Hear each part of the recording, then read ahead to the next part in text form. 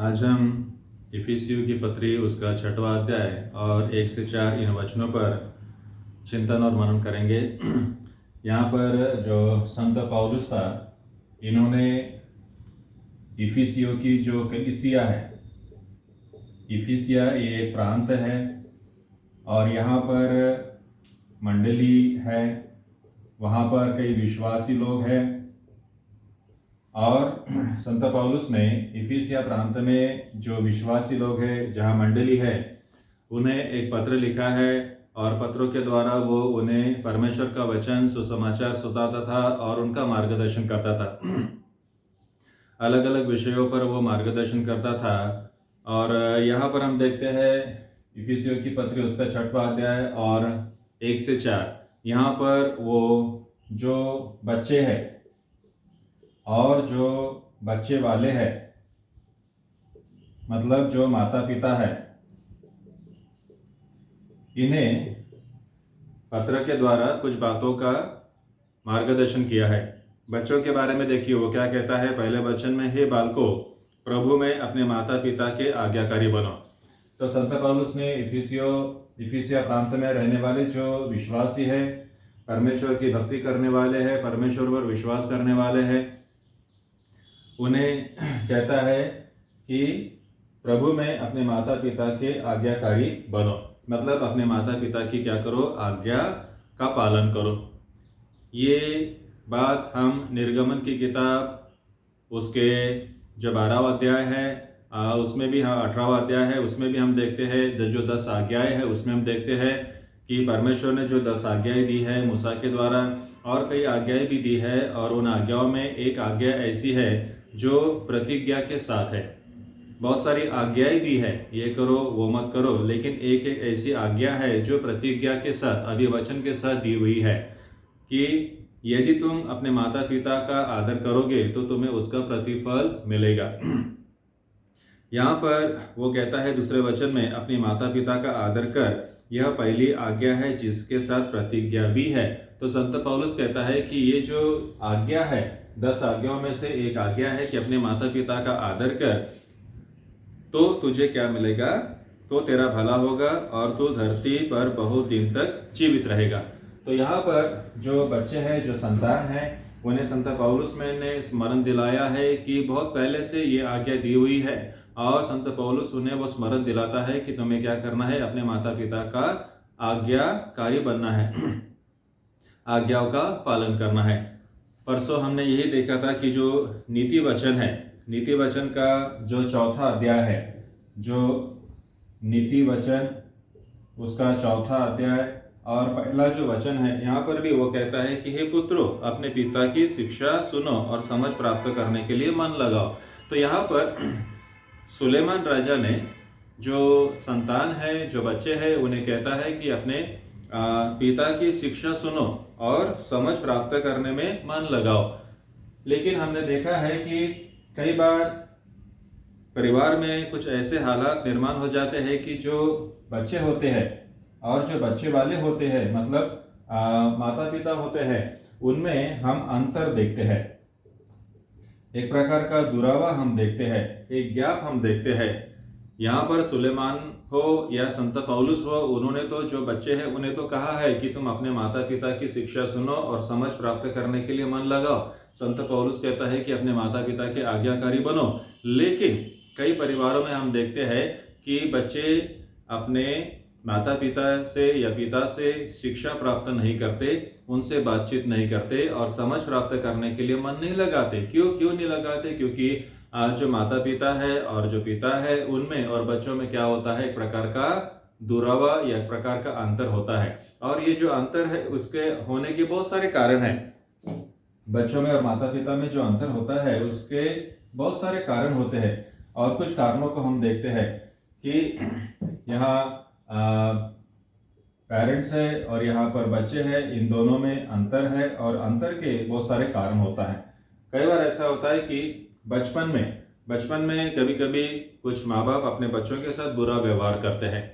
तो बचपन में कुछ माँ बाप अपने बच्चों के साथ बुरा व्यवहार करते हैं, उन्हें मारपीट करते हैं, उन्हें भला बुरा कहते हैं और उनको अब्यूज़ करते हैं, तो उसके कारण होता है कि बच्चे जब छोटे होते हैं तब तो कुछ नहीं कहते, लेकिन जैसे जैसे वो बड़े होते हैं उनके मन में एक प्रकार का रोष निर्माण होने लगता है अपने माता पिता के प्रति, क्योंकि वो बचपन से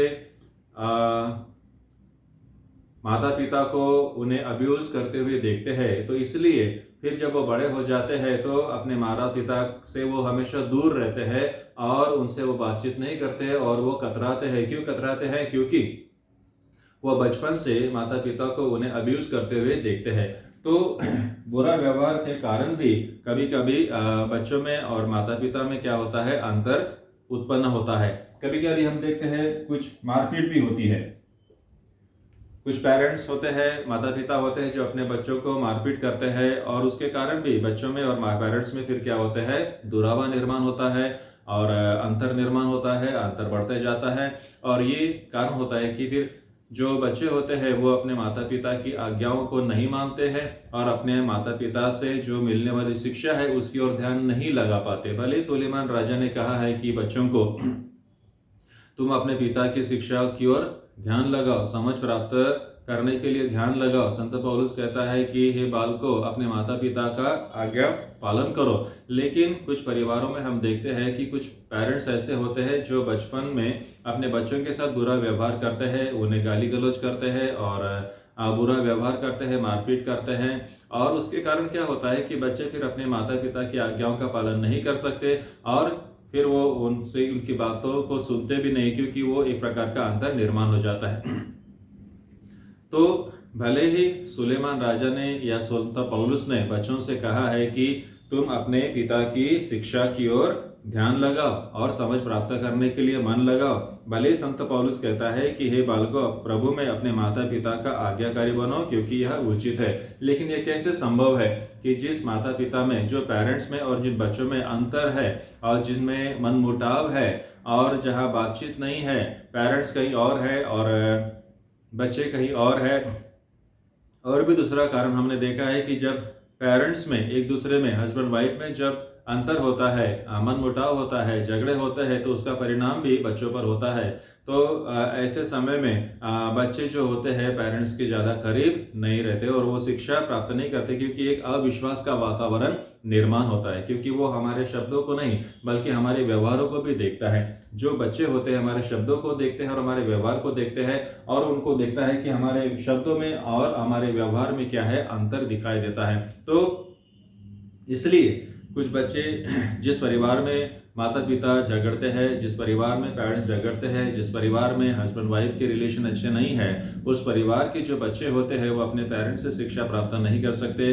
और कभी कभी ऐसा भी होता है कि बच्चों के मनों में जो पेरेंट्स होते हैं उनके प्रति अनादर उत्पन्न होता है। तो यहाँ पर हमें ये जानना जरूरी है कि जो बात सुलेमान ने और जो बात संत पौलुस ने बच्चों को कही है वो बात पेरेंट्स को भी लागू होते हैं। भले ही सुलेमान ने, संत पौलुस ने बच्चों से कहा है, लेकिन जो पेरेंट्स है उन्हें भी इस बात की ओर ध्यान देना है कि यदि हमारे और बच्चों के बीच में अंतर है, यदि हमारे बच्चे हमारे पास नहीं है, यदि हमारे बच्चे हमसे बातचीत नहीं करते, यदि हमारे बच्चे हमसे शिक्षा प्राप्त नहीं करते, यदि हमारे बच्चे हमसे पूछताछ नहीं करते, तो इसका मतलब हम में और हमारे बच्चों में बहुत कुछ तो भी ऐसा गहरा प्रॉब्लम है। तो सबसे पहले जो पेरेंट्स होते हैं उन्होंने क्या करना चाहिए कि जो समस्या है, समस्याओं को छुड़ाना चाहिए, उसको आइडेंटिफाई करना चाहिए और आत्मा परीक्षण करना चाहिए कि हो सकता है जो पेरेंट्स है अपने जवानी की दिनों में जब उनके बच्चे हुए तो हो सकता है बहुत गुस्से वाले हो और उसके कारण उन्होंने बच्चों को अब्यूज़ भी किया हो। तो जिन पेरेंट्स ने अपने बच्चों को अब्यूज़ किया है बचपन में, उन्होंने सबसे पहले ये करना है कि पछतावा करना है। वो बच्चों के साथ जो बुरा व्यवहार किया है उसके प्रति उन्होंने पछतावा करना है और परमेश्वर से क्षमा मांगनी है। दूसरी बात ये करनी है कि केवल पश्चाताप नहीं बल्कि गलतियों को सुधारने का भी प्रयास हमें करना है। पश्चाताप तो ठीक है, हम पश्चाताप तो करते हैं, लेकिन हम सुधारना भी करनी चाहिए। गलतियों को सुधारने का प्रयास भी करना चाहिए। हो सकता है बचपन में हमसे कुछ गलतियां हैं, हो सकता है बचपन में हमने बच्चों के साथ बुरा व्यवहार किया है, लेकिन अब जब वो बड़े हैं, अब जब हमें मालूम है कि भाई हम में और बच्चों में जब अंतर है, तो हमने वो अंतर को कम करना है, अपनी गलतियों को मानना है और उन गलतियों को क्या करना है, सुधारना है और प्रयास करना है कि हम उनसे बातचीत करें। यदि हम निर्गमन की किताब यहाँ पर देखिए, परमेश्वर ने मूसा से कहा कि इजराइलियों से तुम क्या करो, बताओ कि मूसा ने इजराइलियों से कहा, और आगे के दिनों में जब तुम्हारे पुत्र तुमसे पूछे यह क्या है, मतलब जो पहिलौठे थे, पशु के जो पहला बच्चा है या फिर माता पिता का जो पहला बच्चा है, उन्हें परमेश्वर के लिए समर्पित किया जाता था। तो ये जो परंपरा है, इस परंपरा के बारे में जब पूछेंगे, तब पेरेंट्स ने उन्हें बताना है कि हम मिस्र में थे और जो फारो था वो हमें छुड़ाता नहीं था, इसलिए फिर परमेश्वर ने क्या किया है, जितने भी पहिलौठे थे उनको मार डाला है। तो इस प्रकार से परमेश्वर को ये जो पहिलौठे हैं उनको समर्पण करने का प्रथा शुरू किया गया है। लेकिन बच्चे अपने पेरेंट्स से कब पूछेंगे, जब उनमें वार्तालाप ही नहीं, जब उनमें अंतर है, जब उनमें डिस्टेंस है, जब उनमें मन मुटाव है, पेरेंट्स कहीं और है, बच्चे कहीं और है, उनके बीच में बातचीत नहीं है। जब बातचीत ही नहीं है, अच्छे रिलेशन ही नहीं है, तो कैसे पूछेंगे। आज कई परिवारों में हम देखते हैं बच्चों के बीच में और पेरेंट के बीच में वार्तालाप नहीं है, संवाद नहीं है, बातचीत नहीं है। क्यों? क्योंकि उनके बीच में बहुत बड़ा अंतर है और उसका कारण पेरेंट्स ने खास करके खोजना है। तो यहाँ पर हम देखते हैं कि जो बात सुलेमान ने, जो बात संत पौलुस ने बच्चों को कही है, केवल बच्चों को नहीं बल्कि पेरेंट्स को भी ये बात लागू होती है कि यदि हमारे बच्चे हमसे बातचीत नहीं करते, हमसे शिक्षा प्राप्त नहीं करते, हमसे पूछताछ नहीं करते, इसका मतलब कुछ तो भी बड़ा प्रॉब्लम है। तो पेरेंट्स ने उस प्रॉब्लम को खोजना है और उसमें सुधारना करनी है। आगे हम देखते हैं, देखिए संत पौलुस ने इफिसियों की पत्री उसका 6वां अध्याय और जो 4था वचन है, यहाँ पर जो बच्चे वाले हैं, जो पेरेंट्स हैं, इनको भी कहा है। केवल ऐसा नहीं कि उन्होंने केवल बच्चों को कहा है, वो जो पेरेंट्स है उनको भी कहता है। देखिए 4थे वचन में कहता है कि हे बच्चे वालों, अपने बच्चों को रिस न दिलाओ, उनको गुस्सा न दिलाओ, उनको क्रोध न दिलाओ। कई बार पेरेंट्स अपने बच्चों के साथ बुरा व्यवहार करते हैं और गुस्सा आने जैसा व्यवहार करते हैं, और जब हम बच्चों के साथ बुरा व्यवहार करते हैं तो स्वाभाविक है हमारे बच्चों के और हमारे बीच में वार्तालाप नहीं होगा। यदि हम बच्चों को चिढ़ाते हैं, बच्चों का अपमान करते हैं, उन्हें डांटते हैं, फटकारते हैं, तो उससे क्या होता है कि हमारे और बच्चों के बीच में एक दरार उत्पन्न हो जाती है और जिसके कारण बच्चे हमसे बातचीत नहीं करते। तो यहाँ पर जो बात संत पौलुस ने या सुलेमान ने बच्चों को बताई है, वो हमें भी लागू होती है कि हमें भी क्या करना है, अपने बच्चों को हम रिस न दिलाए, गुस्सा न दिलाए। कई बार ऐसा होता है कि हमारा व्यवहार बड़ा बुरा होता है और हम बच्चों पर चिढ़ते हैं, बच्चों को डांटते हैं, कुछ इस प्रकार से डांटते हैं कि उनको बहुत बुरा लगता है और उनके मन में बहुत बड़ी चोट पहुंचती है। तो जो पेरेंट्स है उनकी एक जिम्मेदारी है, अपने बच्चों को शिक्षा देने की जिम्मेदारी है। तो ये जिम्मेदारी हम कैसे निभाएं? जैसे निर्गमन की किताब में बताया गया है कि अपने बच्चों को बताओ। कब बताओगे? जब बच्चों के मनों में दुख है, बच्चों के मनों को आपने हर्ट किया है, तो वो आप भले ही बताओगे लेकिन वो सुनेंगे नहीं। तो सबसे पहले हमें ये करना है कि बच्चों के मन में यदि मनमुटाव है तो उस मनमुटाव को हमने दूर करना है। अब देखिए वो आगे कहता है कि प्रभु की शिक्षा और चेतावनी देते हुए उनका पालन पोषण करो। बच्चों का पालन पोषण करो। कैसे पालन पोषण करो? प्रभु की शिक्षा देते हुए और चेतावनी देते हुए। कई बार पेरेंट्स लोग बच्चों की ओर ध्यान नहीं देते, उन्हें शिक्षा नहीं देते, प्रभु की शिक्षा नहीं देते और चेतावनी भी नहीं देते हैं। और हमने सरल तरीके से और अच्छे तरीके से उन्हें प्रभु की शिक्षा देनी है, और डांट कर या फटकार कर नहीं, बल्कि इस तरीके से प्रभु की शिक्षा देनी है कि वो सुने, और चेतावनी भी इस प्रकार से हमें दे ताकि वो उस चेतावनी को सुने। कई बार हम लोग डांटते हैं, फटकारते हैं और चिढ़ आने जैसा चेतावनी देते हैं।